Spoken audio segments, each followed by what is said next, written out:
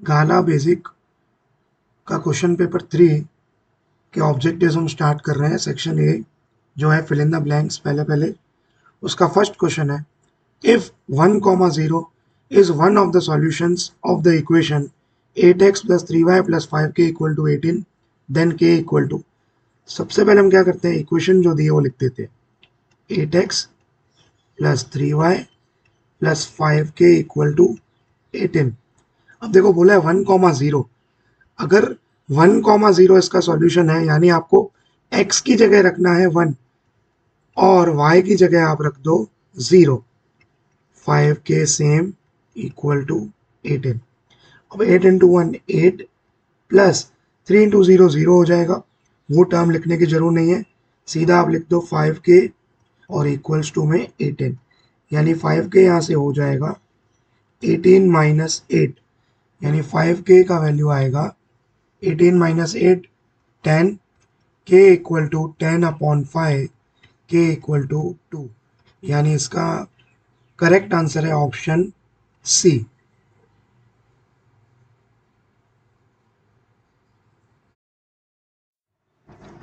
Second question है, the discriminant of the equation x square minus 4x plus 7 equal to 0 is. सबसे पहले हम equation लिख देते हैं x square minus 4x plus 7 equal to 0। अब हम इसको कंपेयर करते हैं a x square plus b x plus C equal to 0 से, और ए बी और सी का वैल्यू निकाल देते हैं। ए का वैल्यू 1, अगर एक्स स्क्वायर के आगे कोई भी नंबर नहीं है यानी ए आपका 1 कंसिडर होगा। b equal to minus 4, C equal to 7। Discriminant d का फॉर्मूला होता है d equal to B square minus 4 A C. B की जगह माइनस 4 का स्क्वायर, माइनस 4 इंटू ए है 1 और सी है 7। माइनस 4 का square positive 16 minus 4 into 1 4 into 7 is 28। Answer is minus 12। Option B is your correct answer।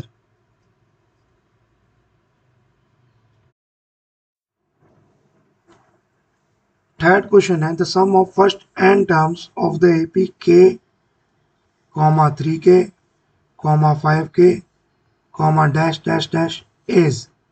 ठीक है, यहाँ पे सबसे पहले हमें क्या करना है, जितने भी टर्म्स दिए हैं, जो ये सीरीज दी है या एपी दी है k, 3k, 5k, इनका निकालना है सम, वो भी सम ऑफ फर्स्ट n टर्म्स। यानी यहाँ पे सबसे पहले आप लिख दो a क्या है मेरा k, d क्या है a2 माइनस a1, a2 क्या है 3k माइनस a1 क्या है k, तो d आपका आ जाएगा 2k, और n को आप कंसीडर करोगे n। फिर Sn की फॉर्मूला लगानी है, s of n equal to n by 2 2a plus n minus 1 into D. n की जगह n 2 इंटू k, क्योंकि a क्या है k, प्लस n की जगह n माइनस 1 और d की जगह आ जाएगा 2k। ठीक है, अगेन n बाय 2, यह आ गया 2k, ब्रैकेट ओपन कर रहा हूँ तो ये हो जाएगा 2kn माइनस 2k। 2k को पहले n से मल्टीप्लाई करा तो 2kn, फिर 2k को माइनस 1 से मल्टीप्लाई करा तो माइनस 2k। ब्रैकेट के अंदर अगर ध्यान दें तो ये minus 2k plus 2k cancel out हो रहा है, जो बच रहा है मैं ऊपर लिख रहा हूँ, देखो n इंटू 2kn अपॉन में 2 से 2 cancel out, kn into n, answer is kn square. Option D आपका करेक्ट आंसर है।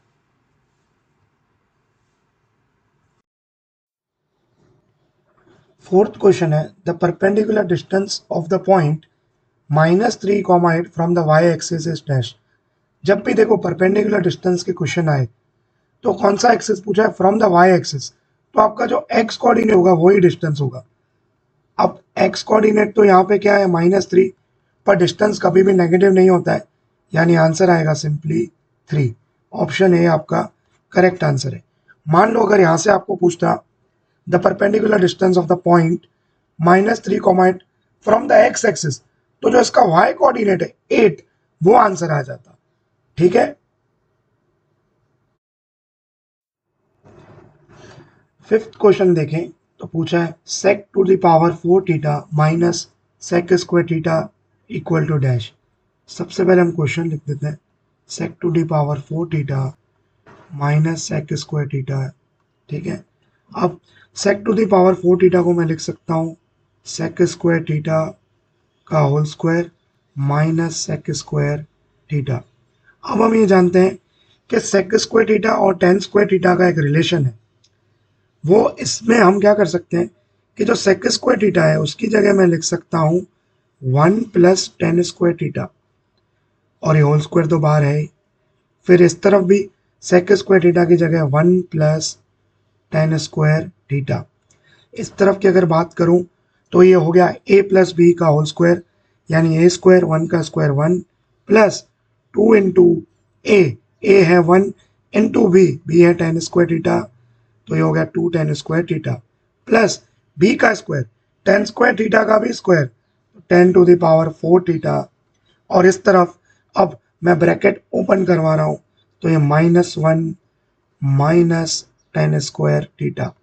यहाँ ध्यान से देखें +1 और -1 एलिमिनेट हो गया, 2 टाइम्स tan स्क्वायर थीटा में से 1 टाइम tan स्क्वायर थीटा गया तो बचा tan स्क्वायर थीटा और plus 10 to the power 4 theta, तो एज इट इज, यानी ऑप्शन सी आपका करेक्ट आंसर है।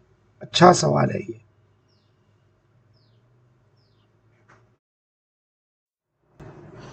सिक्स्थ एमसीक्यू दिया है, if the mode of a frequency distribution exceeds its mean by 12 then the mode exceeds its median by dash। देखो सबसे पहले जो मोड है वो बोला है कि मीन से जो है 12 ज़्यादा है, मीन से 12 ज़्यादा है, तो मोड मीडियन से कितना ज़्यादा होगा हमको ऐसे निकालना है यहाँ पे, ठीक है। अब अगर ध्यान दें empirical formula z equal to होता है 3m माइनस 2x बार, ठीक है। अब पहली इक्वेशन में अगर मैं ध्यान दूं तो मेरे को मीन की जरूर नहीं है, क्यों? क्योंकि मेरे को मोड और मीडियन का रिलेशन निकालना है। तो मैं ये वाली इक्वेशन में क्या करता हूँ, मीन को सब्जेक्ट बना देता हूँ, जिससे मीन मेरा बन जाएगा z-12, ठीक है, z-12। अब ये वैल्यू मैं यहाँ प्लेस कर दूंगा, z की जगह z3, मीडियन तो सेम रहेगा, -2, मीन की जगह मैं पुट कर रहा हूँ मोड -12, मोड यानी z इक्वल टू फिर 3m माइनस ब्रैकेट अगर ओपन करवाऊं तो ये हो जाएगा 2z और -12 प्लस -12 इंटू -2 हो जाएगा प्लस का 24। अब z माइनस का 2z जो RHS में है उसको मैं लेफ्ट हैंड साइड ले जा रहा हूँ, तो z plus 2z equal to 3m plus 24, ये हो जाएगा 3z equal to 3m plus 24, 3z equal to 3 common तो m प्लस 8 आ गया, दोनों तरफ से 3 कैंसिल आउट, तो z equal to m plus 8, यानी मोड मीडियन से 8 ज़्यादा है, यानी ऑप्शन बी आपका करेक्ट आंसर है। क्वेश्चन 7 से लेकर 12 तक फिल इन द ब्लैंक्स है, और उसमें क्वेश्चन नंबर 7 हमको पूछा है the HCF of 20 a square b and 30 ab square is dash. देखो अगर वेरिएबल की बात करें तो वेरिएबल जो छोटी पावर है, जैसे अगर a पे ध्यान दें हम, 20 के साथ है a स्क्वायर और 30 के साथ है a, तो आप a पहले सिलेक्ट कर लो, और 20 के साथ है b और इधर है b स्क्वायर, तो आप b सिलेक्ट कर लो। अब सिर्फ क्या करो, 20 और 30 के फैक्टर्स निकालो, 2 10 जा, 2 5 जा और 5 1 जा, और इस तरफ 30 के फैक्टर्स 2 15 जा, 3 5 जा, 5 1 जा।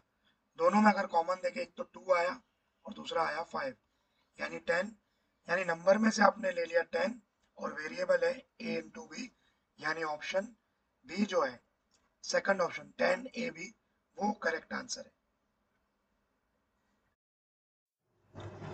एट्थ क्वेश्चन जो है उसने पूछा है the zeros of the polynomial p of x equal to 3x minus 7। इसके जीरोस क्या होंगे? जब भी जीरोस निकालते हैं तो हम पूरे पॉलिनोमियल की वैल्यू को कंसीडर कर देते हैं जीरो। तो zero equal to 3x minus 7, ये माइनस 7 जीरो से इधर इस तरफ आएगा तो प्लस, तो 7 equal to 3x, x equal to answer आएगा 7/3।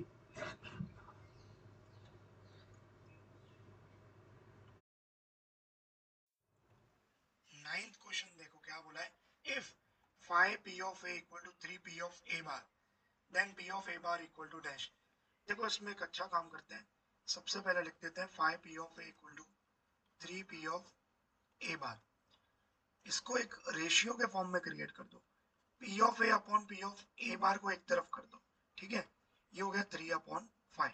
अब जो न्यूमरेटर में है 3 और जो डिनोमिनेटर में है 5, उन दोनों को ऐड करके नीचे लिख दो, ठीक है, 8 आ गया। अब p ऑफ a बार के सामने देखो नंबर कौन सा है, 5, आंसर इज 5/8। इजी, हमेशा ऐसे करने का, p ऑफ a और p ऑफ a बार के बीच में एक रेशियो वाला रिलेशन ले आओ, फिर दोनों न्यूमरेटर और डिनोमिनेटर को ऐड करो, वो डिनोमिनेटर में लिखो आंसर में, और जैसे p ऑफ a बार पूछा है, p ऑफ a बार के सामने नंबर कौन सा है 5, तो 5 आ जाएगा। अगर p ऑफ a पूछता तो 3 आता, ठीक है।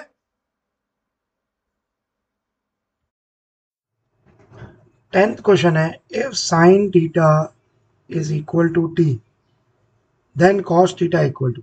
देखो साइन और कॉस का एक रिलेशन हम जानते हैं जो है sine square theta plus cos square theta equal to होता है 1।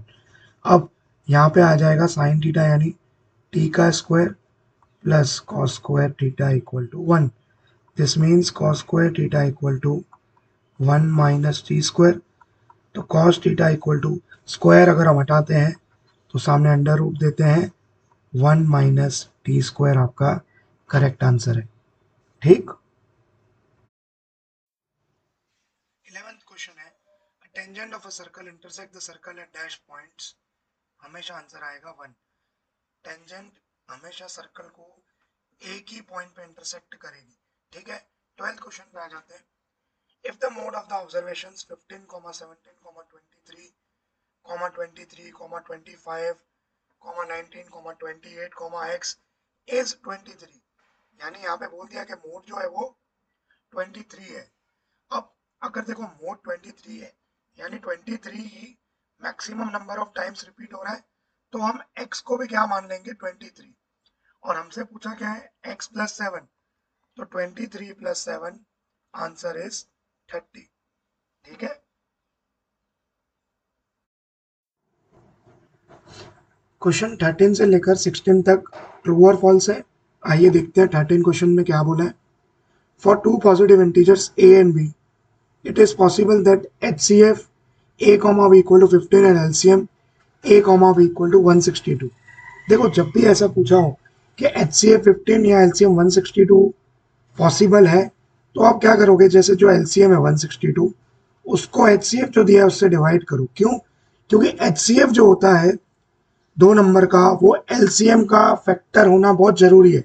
यानी 15 से अगर हम 162 को डिवाइड करते हैं और रिमाइंडर हमको 0 मिल जाता है, तो हम बोल सकते हैं क्या ये जो कंडीशन दी है वो ट्रू है, नहीं तो नहीं। डिवाइड करके देखते हैं, 15 1 जा 15, 1 बचा 2 नीचे, हमारा डिनोमिनेटर क्या आया 12, 0 नहीं आया, यानी 162 15 से कंप्लीटली डिविजिबल नहीं है, यानी वो उसका फैक्टर नहीं है। तो 13 का आंसर आ जाएगा फॉल्स। 14 की अगर बात करें, the sum of zeros of the quadratic polynomial is of the quadratic polynomial, एक quadratic polynomial दिया है 3x square plus 5x minus 2 is 5/3। Check कर लेते हैं। देखो सम ऑफ जीरोस की फॉर्मूला आप जानते हो क्या होती है, माइनस बी अपॉन ए। तो ये माइनस रखा।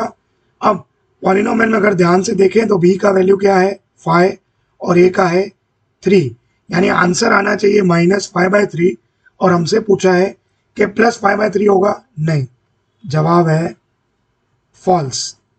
15th की अगर बात करें, a pair of linear equation in 2 variable having no solution is not a consistent pair of linear equation.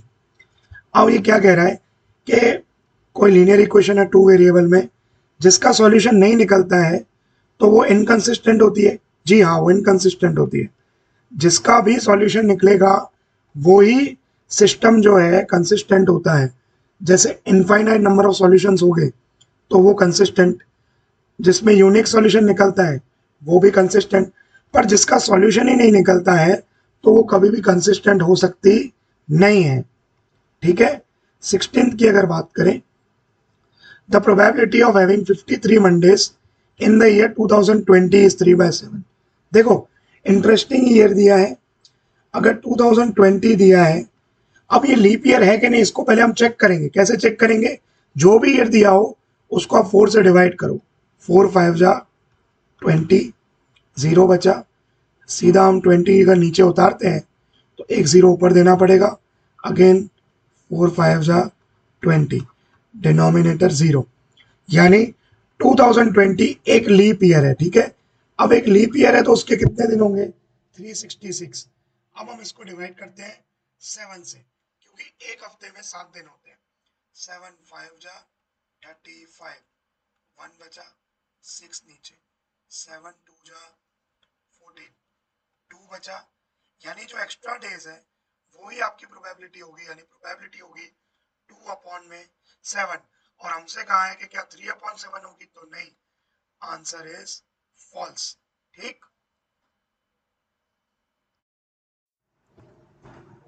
Question number 17 देखो, दिया है for a given AP A25 माइनस A15 इक्वल टू 24, तो हमें फाइंड करना है कॉमन डिफरेंस। देखो, A25 को हम लिख सकते हैं A+24D और इसको रख दो ब्रैकेट में, माइनस इस तरफ A15 को हम लिख सकते हैं A+14D, इसको भी रख दो ब्रैकेट में, इक्वल टू 24। अब ब्रैकेट ओपन करो तो ये हो गया A+24D minus A-14D equal to 24। Plus का है माइनस का है cancel out, 24D minus 14D आएगा 10D इक्वल टू 24, यानी D equal to 24/10, D equal to 2.4। Common difference आएगा 2.4। 18th क्वेश्चन है, in cyclic quadrilateral ABCD angle A is equal to angle C -40। सबसे पहले मैं क्या कर रहा हूँ, angle A minus angle C equal to -40 degree.